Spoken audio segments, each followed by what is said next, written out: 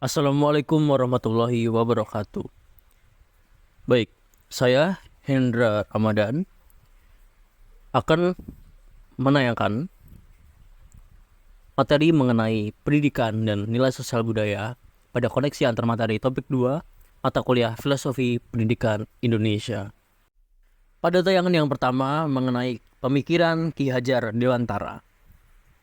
Ki Hajar Dewantara memiliki pandangan bahwa pendidikan dan kebudayaan terdapat koneksi yang saling berkaitan. Tidak ada kebudayaan tanpa pendidikan.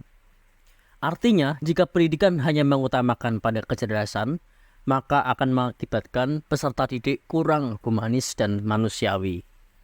Selanjutnya mengenai pemikiran Ki Hajar Dewantara yang berkaitan dengan kodrat alam dan kodrat zaman.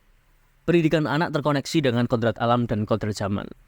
Pada kodrat alam, sebagai pendidik harus memberikan teladan yang baik dengan harapan, misalnya siswa dapat bersikap sopan santun terhadap sesama di lingkungannya.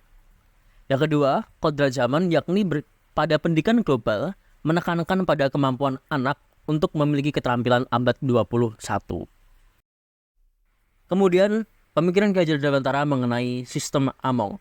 Pendidikan sistem Among adalah sebuah metode pembelajaran yang menekankan pada proses pembelajaran yang berpihak pada peserta didik. Pendidikan dengan sistem Among selaras, sejalan dengan kurikulum merdeka. Sebagai bentuk pembelajaran yang memerdekakan, penuh cinta, kasih, dan menyenangkan. Kemudian mengenai peran pendidik, menurut Ki Hajar Dewantara yang berkaitan dengan trilogi pendidikan. Sebagai pendidik harus mampu melaksanakan prinsip Ki Hajar Dewantara, yakni trilogi pendidikan yang meliputi yang pertama, ing ngarso sung tulodo, artinya di depan memberi contoh. Yang kedua, ing madyo mangun karso, di tengah memberi semangat. Dan yang terakhir, tuturi handayani, di belakang memberikan dorongan. Artinya, peran pendidik adalah menemani proses belajar anak, mendampingi tumbuh kembang anak, membantu anak menemukan budi pekerti atau watak baiknya, dan mengendalikan serta memperbaiki watak yang kurang baik pada anak. Berikutnya mengenai refleksi pemikiran Ki Hajar Dewantara, topik 2. Sebagaimana Ki Hajar Dewantara lahir tanggal 2 Mei 1889, kemudian mendirikan Taman Siswa di tahun 1922, tepatnya 3 Juli 1922, dan wafatnya Ki Hajar Dewantara pada tanggal 26 April 1959. Yang pertama, hal yang saya percaya tentang peserta didik dan pembelajaran di kelas sebelum saya mempelajari topik ini yaitu peserta didik merupakan subjek pendidikan. Kemudian sebagian besar pembelajaran diisi oleh penjelasan guru mengenai materi. Pembelajaran lebih cenderung berpusat pada guru atau teacher center learning, dan guru belum memiliki inovasi untuk merencanakan pembelajaran yang memerdekakan peserta didik. Yang kedua, hal yang berubah setelah mempelajari topik 2. Dalam pembelajaran harus tidak ada paksaan.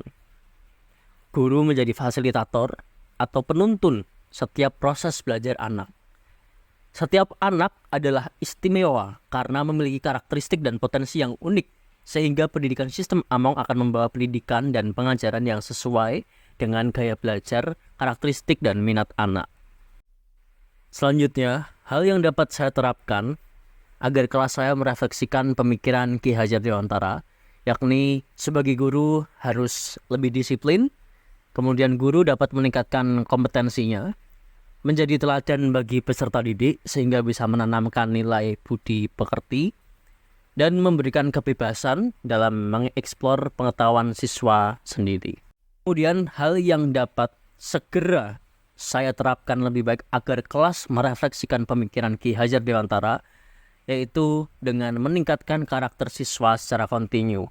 Contohnya mengawali aktivitas dengan berdoa, memberi apresiasi dengan teman, bertutur kata, dan berperilaku baik.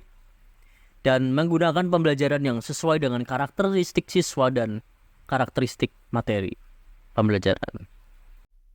Sekian yang dapat disampaikan dalam tayangan video ini.